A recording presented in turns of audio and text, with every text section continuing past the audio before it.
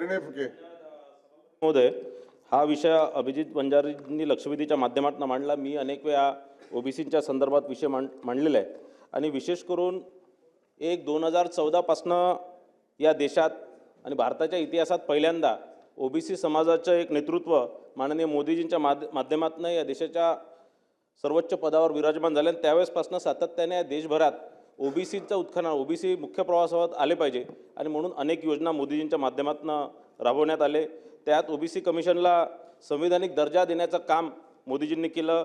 जातीनिहाय जनगणना जो अनेक वर्षापासून मला वाटतं 1931मध्ये ज्यावेळेस जातीनिहाय जनगणना झाली त्यानंतर कधीच जातीनिहाय जनगणना झाली नाही.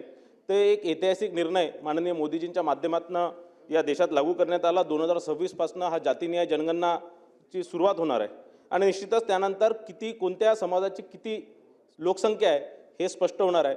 आणि त्यानंतर सुद्धा आपण एक आज जो 1930चा जो आकडा आहे त्यात ओबीसी समाज हा 52% आहे.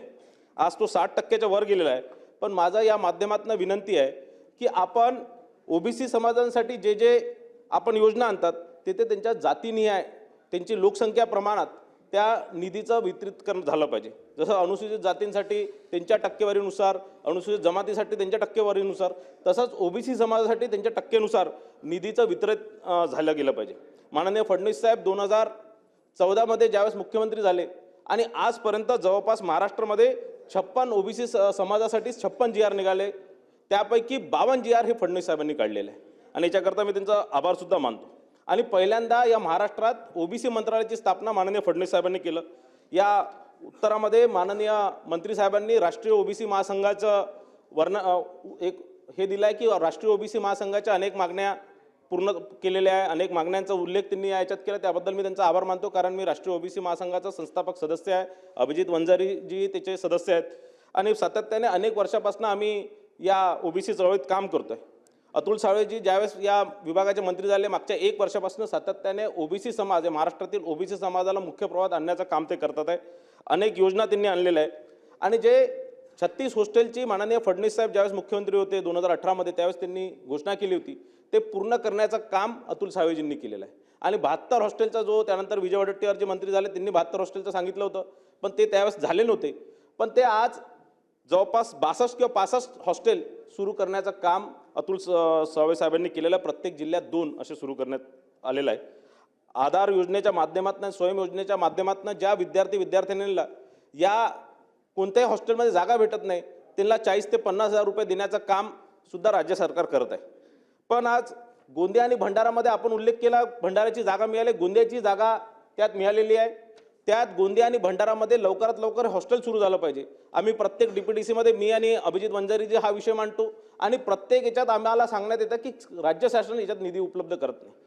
अतुल सावेजींनी अनेक योजना सांगितल्या, त्या योजना ते करतात आहे आणि चांगल्यारीत्या ते सगळं ओबीसी समाजासाठी काम करतात. कुठेतरी वित्त विभाग या सगळ्या योजनांसाठी अडथळे आणत आहे. माझं आणखीन या माध्यमातून एक प्रश्न आहे की दिनांक 2 सप्टेंबर 2025 रोजी एक राष्ट्रीय ओबीसी महासंघ आणि महाराष्ट्रातील इतर जे ओबीसी संघटना त्यांची आणि माननीय मुख्यमंत्री आणि दोन्ही उपमुख्यमंत्रीची एक मिटिंग झाली होती. त्यात अतुल सावे साहेब होते आणि त्यात अनेक मागण्या त्यावेळेस मंजूर करण्यात आल्या होत्या. त्या मागण्या राष्ट्रीय ओबीसी महासंघाच्या मागण्या त्यावेळेस मंजूर करण्यात आल्या होते. पण आजपर्यंत, आज डिसेंबर संपत आहे, पण आजपर्यंत त्यातली एकही मागणी पूर्ण करण्यात आली नाही. म्हणून मी माननीय मंत्री महोदयांना विनंती करतो की 9 सप्टेंबर 2025ला झालेली सह्याद्री अतिथीगृहामधली जी बैठक आहे त्यामधल्या ज्या मागण्या त्या आपण कधीपर्यंत पूर्ण करणार.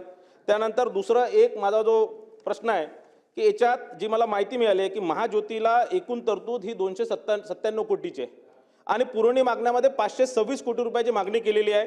पण आज जे आपण जेव्हा बघितलं ते वित्तीय तरतूद त्यात फक्त 100 कोटी रुपयाची केलेली आहे. धनगर समाजासाठी एकूण तरतूद 98 कोटीची केलेली आहे. पुरवणी मागण्यामध्ये 247 कोटीची त्यात मागणी केलेली आहे. पण नुसतं वित्त विभागाने 65 कोटी रुपयाची निधी दिली आहे. तांडा वस्तीमध्ये 175 कोटीची एकूण तरतूद आहे, 343 कोटीची पुरवणी मागणी केली आहे. पण तांडा वस्तीसाठी 0 रुपये, 1 रुपये नाही देण्याचं काम वित्त विभागाने केलं आहे.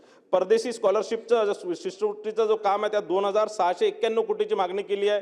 1337 कोटीचं पुरवणी मागणी केली आहे. पण फक्त 632 कोटीचं वित्त विभागाने मंजूर केले आणि वसतिगृहामध्ये 128 कोटीची मागणी असताना फक्त 10 कोटी रुपयाची निधी वितरित करण्यात आलेली आहे. मला असं वाटतं महाराष्ट्रातल्या वित्त विभाग हा ओबीसींच्या विरोधात आहे की काय असं या माध्यमातून प्रश्न पडतो. मला असं वाटतं की एक मिनिट माझा या माध्यमातून विनंती आहे की वित्त विभागाने आणि सभापतीने आपल्या स्तरावर हा काढून घ्या. विक्रम काळे. नाही मला होऊ दे ना माझं. अरे विक्रम काळे माझं होऊ दे ना.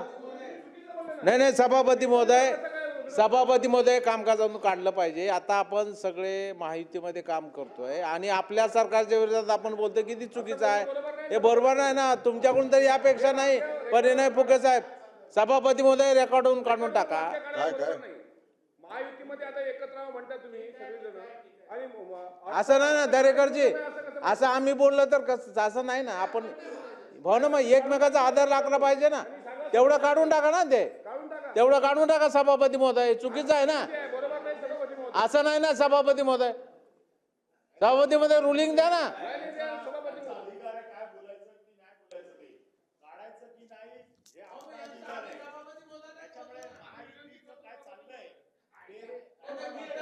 सगळे बघतायत तर काय ते मिटवा यांचं काय ते.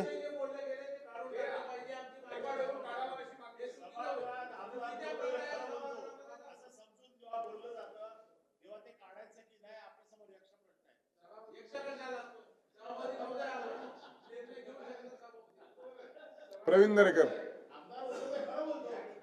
साहेब, आपण काही या ठिकाणी तेल टाकू नका. आमची महायुती भक्कम राहणार आहे, काही काळजी करू नका. आता त्याचा उद्देश त्यांना त्यांचा अधिकार आहे मांडायचा. महायुतीत असल्या कारणानं त्यांचं म्हणणं आहे की अर्थ खात्यावर त्या ठिकाणी बोलू नये.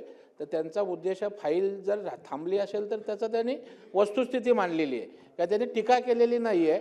तर मला वाटतं याच्यामुळे काही असं वातावरण व्हायचं कारण नाही आहे. ठीक आहे. आता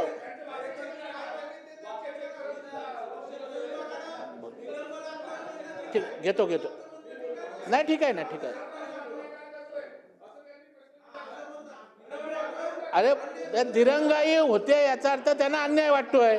त्यांना काय वाटावं हे पण तुम्ही अगदी हे कराल तर बरोबर नाहीये. त्यांना वाटतं दिरंगाई होतोय म्हणजे माझ्यावर अन्याय होतोय.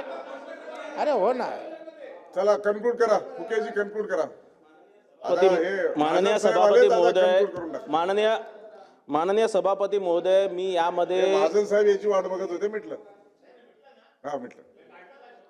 नाही मिटलं. ते परब महाजन साहेब आले 2 मिनिटं. माननीय सभापती महोदय, मी यामध्ये कुठेही अजितदादांबद्दल किंवा मंत्र्यांबद्दल किंवा उपमुख्यमंत्र्यांबद्दल एकही शब्द वापरला नाही. आता भाषण मी हा करू जो नका. विषय आहे प्रेक्षक- हा विभागाबद्दल बोललो, विभागाच्या अधिकाऱ्यांबद्दल बोललो, फुके साहेब. सचिवाच्या स्तरावर निधी जी थांबले त्याच्याबद्दल बोललोय. फुके आणि साहेब, म्हणून मला असं वाटतं की अभिजित वंजारी आणि आपण दोघांनाही भाषण केलंय, माननीय मुख्यमंत्र्यांनी उत्तर दिलंय आणि विस्तृत स्वरूपामध्ये माननीय संबंधित खात्याचे मंत्री सावे साहेबांनी देखील दिले. मला वाटतं आता कन्क्लूड करू. आपल्याकडे बिझनेस मोठा आहे. अर्धा मिनिट एकच मिनिट. आता हे मला डिस्टर्ब करतात आहे. नाही तुम्ही डिस्टर्ब होऊ नका. तुम्ही पुढे चला. आता माझा फक्त आपल्या सभापती महोदय, मला फक्त आपल्या माध्यमातनं आपण सरकारला निर्देश द्या की ओबीसींच्या हक्काचे जे पैसे आहेत आणि जी मागणी या विभागाच्या माध्यमातून ओबीसी समाजाच्या उत्खननासाठी झाले आहे ते पूर्ण निधी ते सरकारने वितरित केली पाहिजे, ते त्या विभागाने वितरित केली पाहिजे. हे आपण आपल्या स्तरावर निर्देश द्या.